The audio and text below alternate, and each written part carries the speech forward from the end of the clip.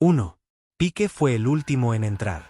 Cuando ingresó en la sala de reuniones, los demás se pusieron de pie. «Descansen», dijo el capitán, y se sentó en la cabecera de la mesa. «Gracias por venir».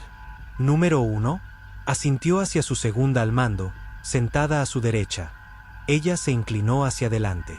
«Hemos recuperado parte del registro de la estación», dijo. «Una pequeña porción, aproximadamente 1 minuto del día del ataque. Las imágenes están muy comprimidas. Abundan los artefactos, tanto auditivos como visuales. El audio, de hecho, desaparece por completo a menos de la mitad de la grabación. Pero aún así, un momento». El comandante Tubal se inclinó hacia adelante. «¿Parte del registro de la estación? ¿De dónde vino eso?». Una pregunta justa, pensó Pike, considerando que la base misma, la base estelar 18, el puesto avanzado más alejado de la Federación en este sector de la galaxia, era no más que basura espacial en este punto. Un hecho que Tubal sabía mejor que nadie en la sala. 2 días atrás, el comandante y jefe de seguridad de la Enterprise casi había muerto explorando sus restos. La piel en el lado derecho de su rostro todavía estaba rosada, y tenía quemaduras a medio curar sobre la mayor parte del lado derecho de su cuerpo. Sus pulmones funcionaban al 60% de su capacidad. Según el Dr. Boyce, nunca volverían a llegar al 100%. En general, Tubal había tenido suerte. Los otros 3 miembros del grupo de desembarco estaban muertos. «Puede agradecerle a nuestro oficial científico», dijo Pike, señalando a Spock, quien estaba sentado a la derecha del capitán, en el otro extremo de la mesa. Había 7 de ellos en la habitación: el ingeniero jefe Pitcairn, el comandante Tubal y el especialista en comunicaciones Garrison en un lado de la mesa, número 1, Boyce y Spock en el otro. «Él lo puede explicar». Pike hizo un gesto al vulcano para que continuara. «La infraestructura de comunicaciones de la flota estelar en este sector es un asunto de retazos», dijo Spock. «Sin duda lo sabe, comandante». «Por supuesto. El problema que hemos tenido para llegar al comando de la flota estelar. Esto se debe a que algunos de los amplificadores subespaciales en esta región se remontan a los primeros años de exploración. Vincular estos primeros modelos con el equipo actual de la flota estelar requiere el uso de múltiples protocolos de comunicaciones, así como módulos de procesamiento adicionales. Se me ocurrió que almacenado en algunos de esos módulos de procesamiento». «¿Está hablando de los RS, señor Spock?», dijo el ingeniero jefe Pitcairn. «Los RS-2, jefe. Los modelos 2. No estoy seguro de recordarlos». Pitcairn frunció el ceño, o tal vez era una pequeña sonrisa. Debido a las escarpadas características del jefe, a Pike se le dificultaba notar la diferencia. 3 meses después de su misión de 5 años con la tripulación, el capitán todavía estaba aprendiendo sus pequeños rasgos de personalidad, y caprichos, y gustos y disgustos, y cómo se llevaban el uno con el otro, qué miembros de qué departamento trabajaban bien juntos y cuáles eran como el petróleo y el agua. En ese sentido, esperaba tener algunos problemas con Spock. Había muchas personas que aún guardaban rencor contra los vulcanos por la forma en que estos habían tratado a la humanidad en los primeros años posteriores al primer contacto, reteniendo tecnologías clave, rechazando que los terrícolas tuvieran una voz propia entre las razas espaciales del cuadrante. Todo eso parecía haberse quedado en el pasado ahora, pero de vez en cuando, aún aparecía un poco de esa xenofobia. Pike se había preparado para tener que lidiar con algo similar entre su tripulación. Sospechaba que podría tener un problema con Pitcairn en ese sentido. Glenn aún se aferraba a la antigua flota estelar, un miembro superior de la tripulación, y el oficial no abanderado de mayor antigüedad en la flota. Pero el jefe y Spock se llevaban tan bien como un par de mafiosos. Ojalá el resto de su tripulación se llevara la mitad de bien. Los modelos 2 eran idénticos a los RS originales, continuó Spock, excepto que se alojaban en marcos de almacenamiento significativamente más grandes para permitir una amplia gama de posibles requisitos de expansión. Pitcairn seguía frunciendo el ceño. «Bueno, entonces no podrían ser completamente idénticos, ¿verdad? Con mayor masa, necesitarían una unidad de estabilización más grande para asegurar que no se desviaban de la posición. ¿Estoy en lo cierto? Spock consideró el punto. Puede estar en lo cierto, jefe. Solo eché un vistazo a las especificaciones de construcción brevemente. No puedo recordar el aumento exacto de la masa de RS-2 en relación con el original. Quizás más tarde podamos. También podrían haber cambiado la composición de la baliza, dijo Pitcairn. Lo hacían a menudo, en aquellos días. Experimentar con diferentes materiales. Conocía a un tipo que realmente trabajaba en Boozman. Jefe. Señor Spock. Pike se inclinó hacia adelante. Si hacías que esos dos hablaran sobre vieja tecnología de la flota, estarían allí durante horas. Y no tenían horas. No nos desviemos de lo importante. Exacto, dijo Boyce, que parecía molesto. E impaciente. Una mejora sobre su estado de ánimo más temprano esa mañana, al menos.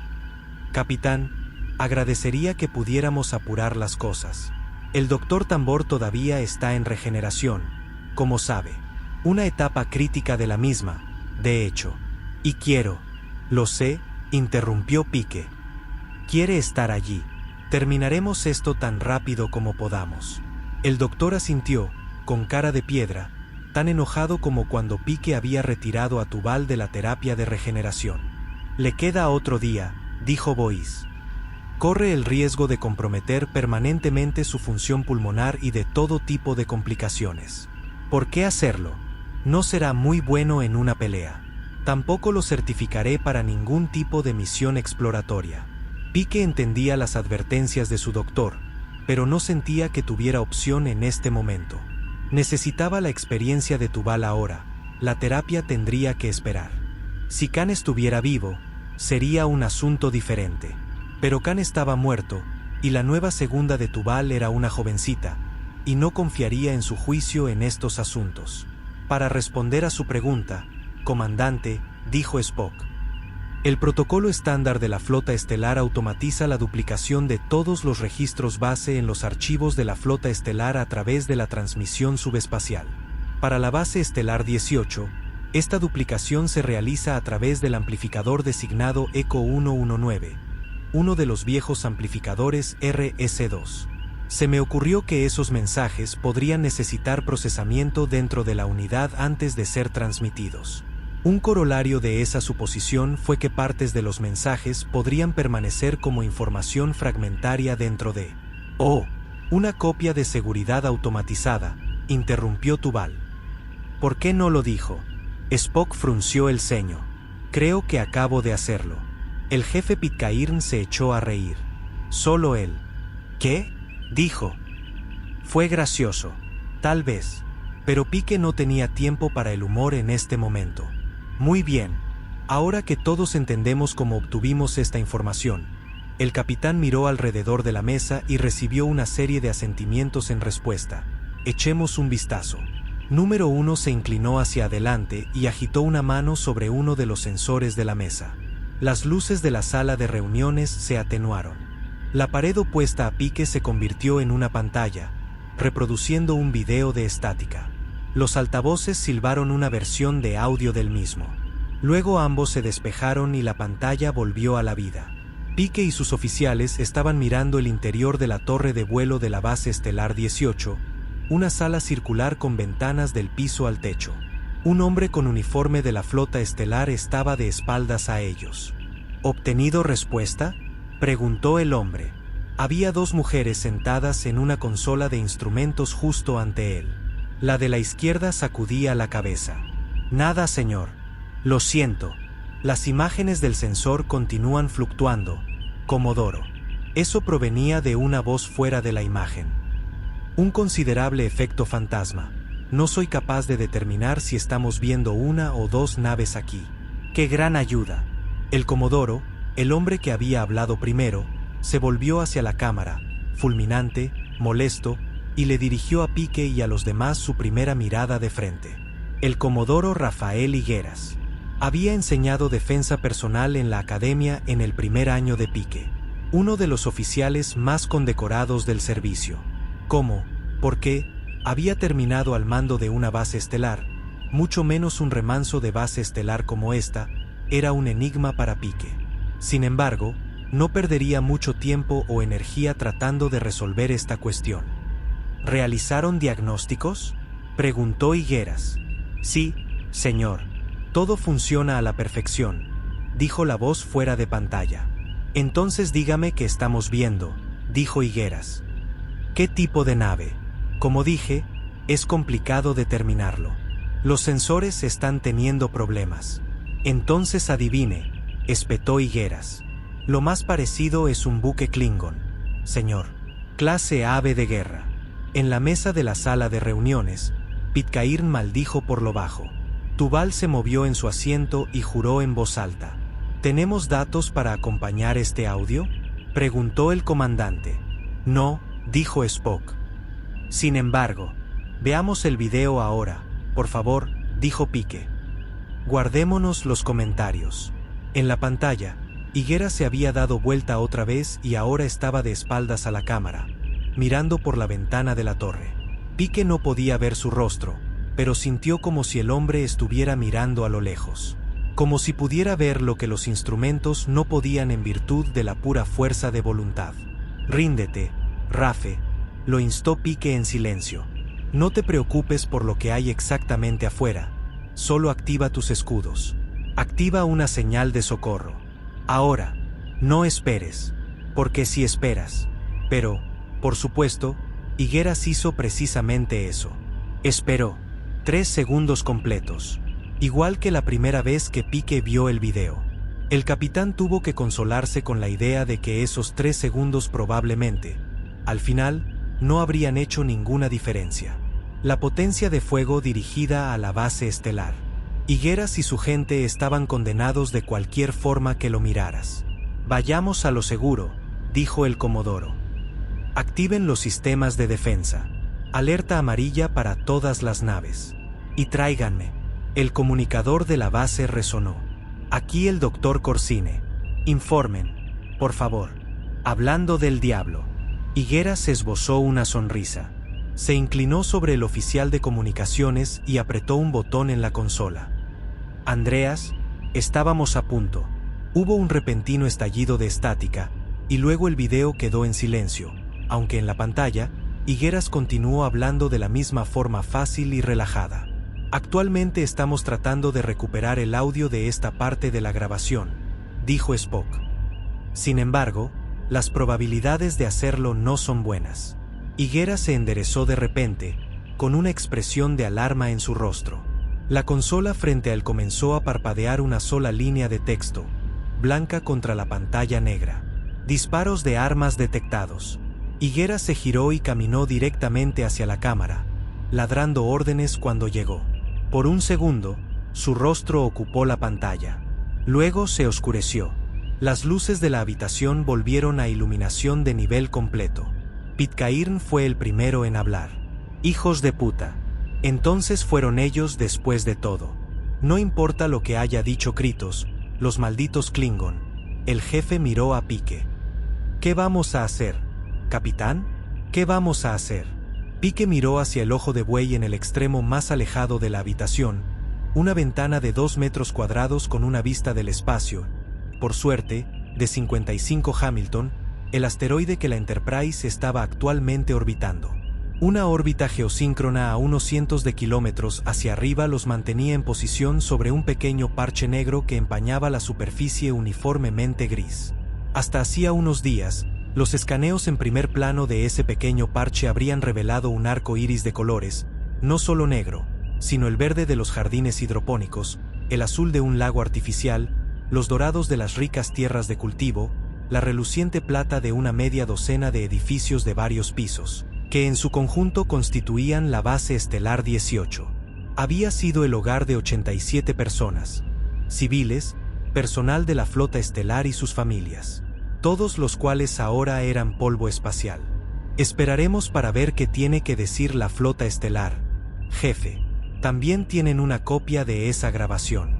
Espero tener noticias de ellos en breve. Mientras tanto, quiero que nos preparemos para todas las eventualidades. Señor Garrison. ¿Señor?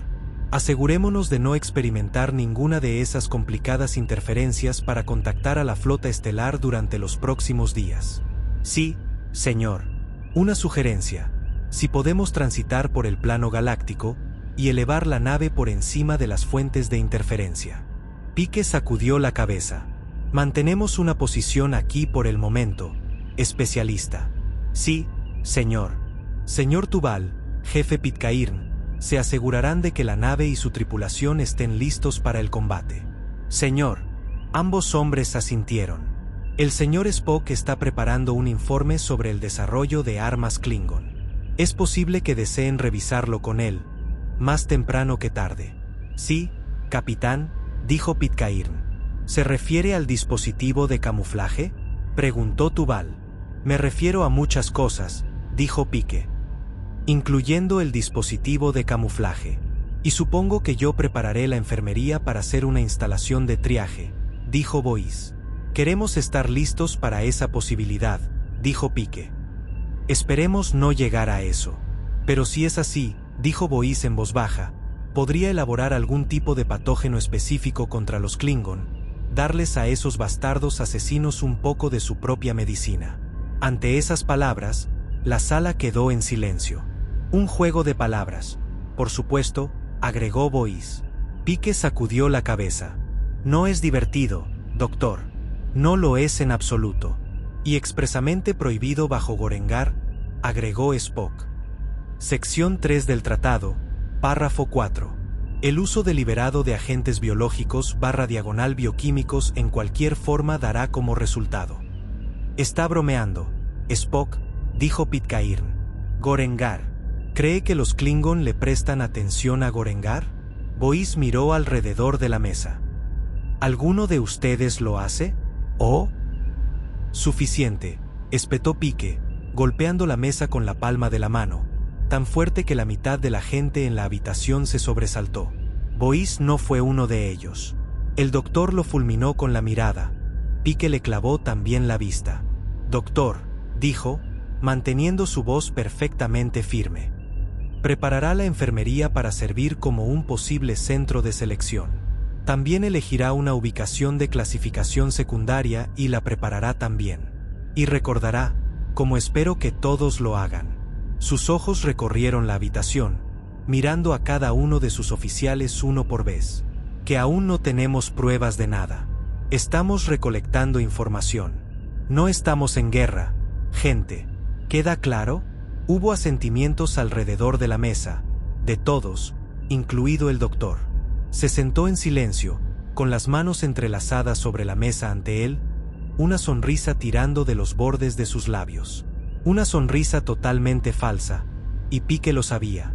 Ficticia, al igual que la ira del doctor también era falsa, una tapadera de lo que realmente estaba sintiendo esta mañana, lo mismo que había estado sintiendo todos los días desde la semana pasada, cuando había escuchado por primera vez las noticias sobre la base estelar 18.